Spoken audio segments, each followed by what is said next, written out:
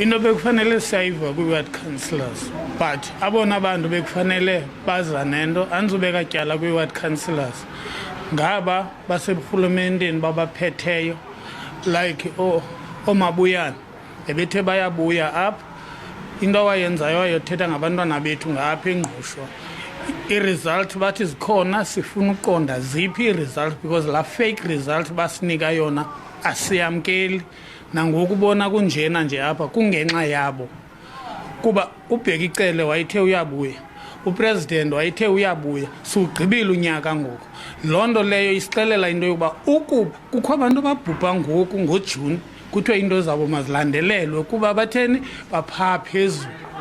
abantwana kodwa ke bekufanele bayijonge into yokuba 21 families plus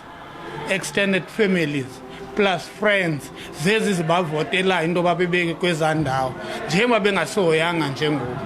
unyaka wonke kwizithembiso ebezithembisile akho nento abayenzileyo